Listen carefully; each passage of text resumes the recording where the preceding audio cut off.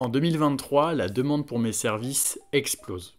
Ça fait 2 ans que je suis auto-entrepreneur, je propose de la création de sites internet et du référencement en ligne pour les entreprises, et clairement ça explose. Je fais des centaines de milliers de vues sur LinkedIn, c'est incroyable, j'ai des demandes de contact dans tous les sens, et je me dis, il est peut-être temps pour moi de grossir. À ce moment-là de ma vie, j'étais encore étudiant, j'étais à l'étranger en Erasmus, en échange universitaire avec une université en Irlande, et j'avais un petit peu de temps dans mon emploi du temps pour pouvoir soit découvrir le pays, l'Irlande, soit développer ma société sur place à l'étranger. Depuis l'étranger, depuis un autre pays, parce que de toute façon ma société était en ligne. Mon entreprise, mon auto-entreprise était en ligne plutôt. Je décide de grossir.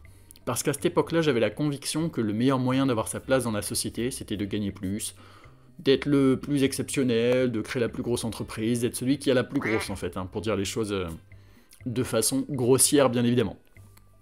Alors qu'est-ce que je fais? Je réunis un peu d'argent, l'argent que j'ai gagné en tant qu'auto-entrepreneur, et je mets 3000 € de capital dans une société, et j'ouvre une société, je paye 600 € un avocat pour ouvrir une société, enfin un avocat, un juriste en ligne plutôt, et également je paye mon comptable l'équivalent de 1500 €. Donc en l'espace de quelques temps, je viens de dépenser plus de 5000 € pour créer une société, avec l'espoir de gagner plus, avec l'espoir de grossir, avec l'espoir de faire toujours plus. Demain, tu vas aussi rencontrer un comptable. Comptable qui va te permettre d'ouvrir ton entreprise. Entreprise qui va te permettre de gagner plus d'argent. Argent qui va te permettre d'être plus libre. Quand tu auras une entreprise avec peut-être des salariés, quand tu auras une entreprise qui sera plus grosse, et tu te diras, bah c'est génial. Malheureusement, j'étais loin de me douter qu'en voulant gagner plus d'argent avec mon service, je venais tout simplement de prendre une des pires décisions de ma vie. Et dans cette vidéo, je vais vous expliquer pourquoi.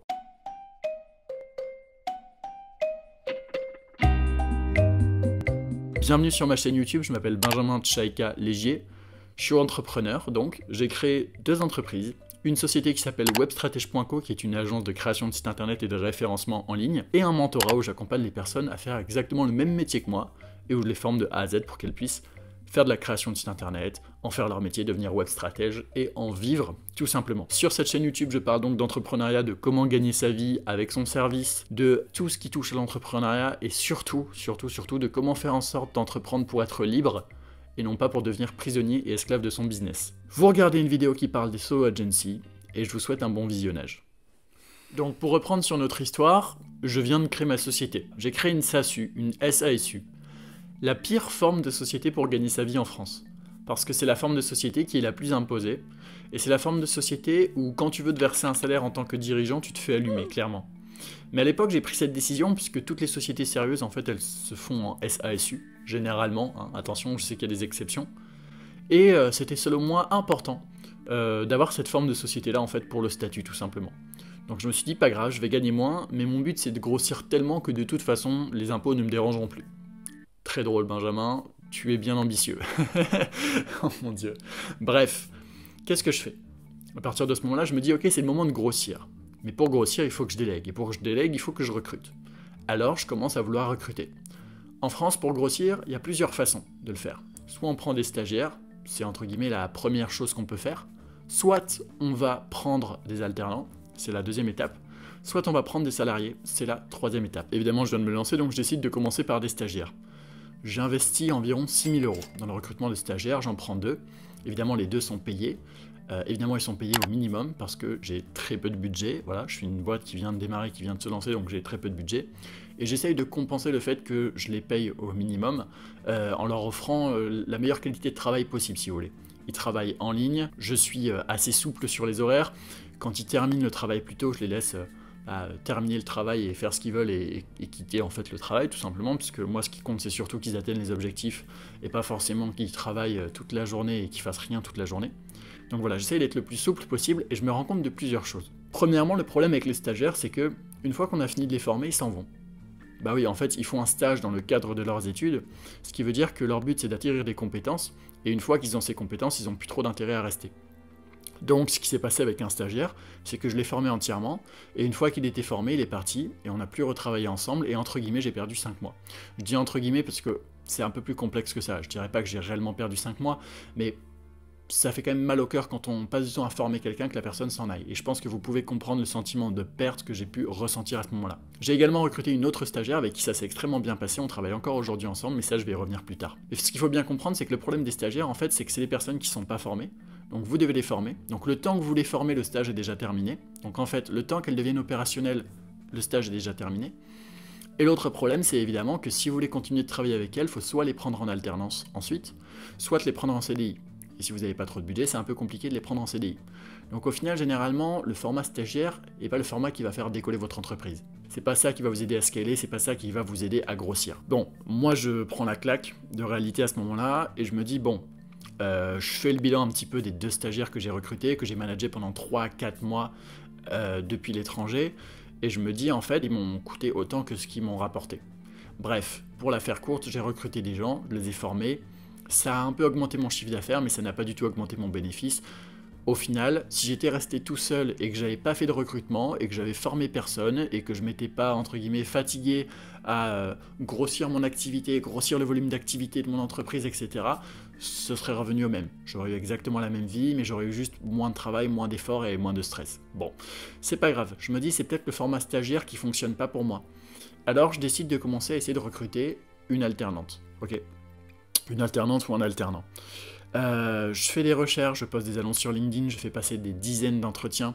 J'arrive enfin à recruter potentiellement une personne qui m'intéresse, et au dernier moment avant de signer, j'annule tout et je décide de laisser tomber.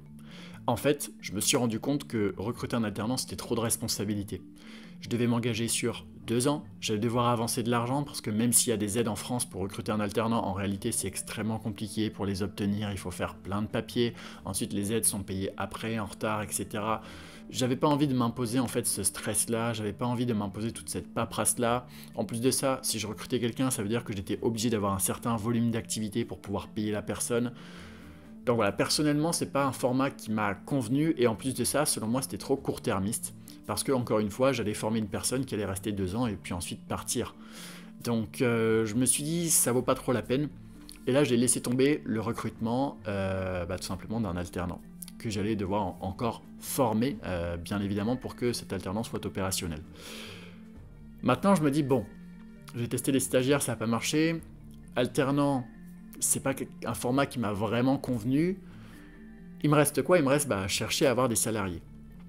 Et je me souviens d'un soir où j'ai fait plein de calculs. Voilà. J'ai mis des papiers dans toute ma chambre, parce qu'à l'époque j'étais dans une chambre étudiante à l'étranger. J'ai mis des papiers sur tous les murs en faisant des calculs pour voir si c'était rentable, oui ou non, de recruter des salariés en agence. Et malheureusement, non. Voilà. Je sais pas quoi vous dire de plus. Malheureusement, non, c'est pas rentable. Pour la simple et bonne raison qu'un salarié en France coûte trop cher. Ça coûte trop cher pour le recruter, ça coûte trop cher pour arrêter le contrat, c'est pas suffisamment flexible. Pour payer un salarié 2500 €, il faut sortir 5000 € de la poche de la société, mais ensuite il faut rajouter 1000 € de frais par mois pour tout ce qui est logiciel, matériel, assurance, etc. Donc au final, on se retrouve à dépenser 6000 €.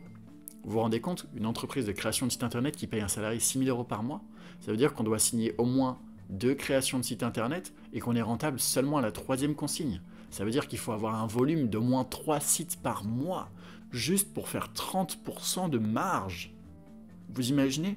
Ça veut dire qu'on a du travail administratif, du travail de compta, du travail de fiche de paye, du travail de formation, du travail de management, du travail de recrutement. Tout ça pour au final faire 30% de marge.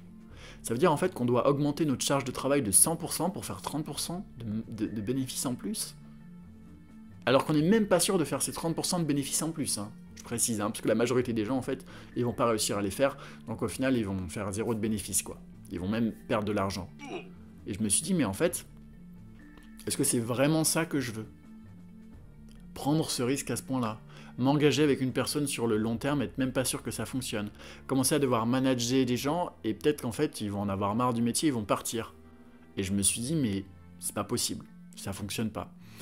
À moins d'augmenter mes prix pour mes clients, mais malheureusement, je voulais pas augmenter mes prix pour mes clients parce que, vous comprenez, j'ai pas envie de devenir un arnaqueur, tout simplement. J'ai pas envie de surfacturer un truc qu'un autre freelance peut faire 3 fois moins cher.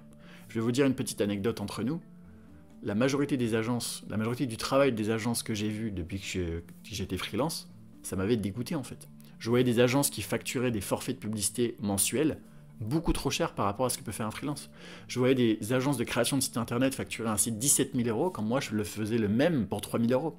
Et je me disais, mais je veux pas surfacturer comme ces agences.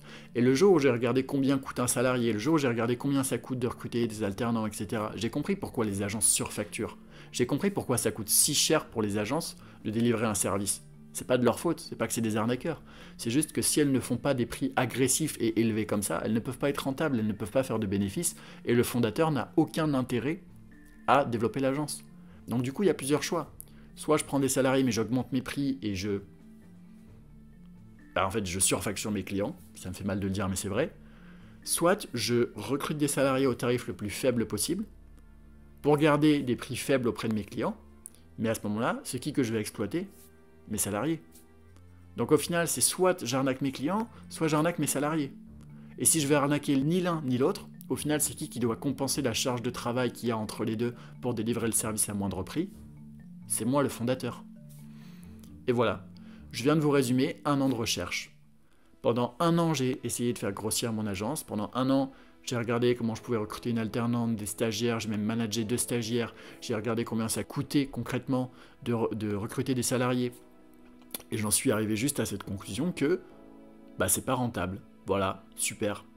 C'est pas rentable. Et au final, j'ai travaillé énormément pendant 1 an. J'ai fait beaucoup de recherches pendant 1 an.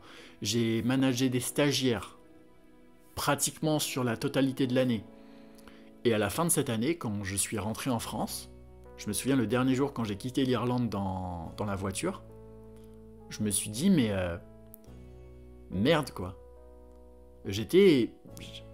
J'avais un sentiment bizarre où je me disais mais tout ce temps que j'ai perdu à vouloir absolument grossir, j'aurais pu juste l'utiliser pour kiffer un peu plus ma vie sur place en Irlande, pour visiter un peu plus de trucs, pour prendre un peu plus soin de moi, pour lier un peu plus des amitiés avec les gens. En fait, j'ai passé tellement de temps à vouloir grossir à tout prix pour me rendre compte qu'au final, c'est juste pas viable. Voilà. Et je vous avoue que j'ai eu le seum et que j'ai lâché ma petite larme, et qu'au moment où j'ai pleuré en quittant l'Irlande, c'était à la fois un mix de j'ai vécu la plus belle année de ma vie parce que j'étais à l'étranger, que c'était fantastique, et à la fois un mix de j'ai l'impression que j'ai pas évolué en fait. C'est-à-dire que mon bénéfice, il était aussi important quand j'étais auto-entrepreneur seul que quand j'ai essayé de grossir en agence. Et je me suis dit, mais à quoi bon travailler autant pour au final avoir les mêmes résultats c'est juste stupide quoi. À quoi bon vouloir chasser le toujours plus quand en fait j'étais largement super heureux avant? Et je me suis dit, mais pourquoi est-ce que j'ai pas juste utilisé ce temps où je me suis cassé la tête dans tous les sens pour essayer de faire plus, pour juste kiffer, puisque de toute façon au final j'ai le même résultat. Et voilà comment j'en suis arrivé à la conclusion que créer une agence c'est pas ouf. Voilà. Et que vouloir recruter des salariés, être le plus gros possible, manager des gens, en fait c'est pas un truc qui me rend spécialement heureux.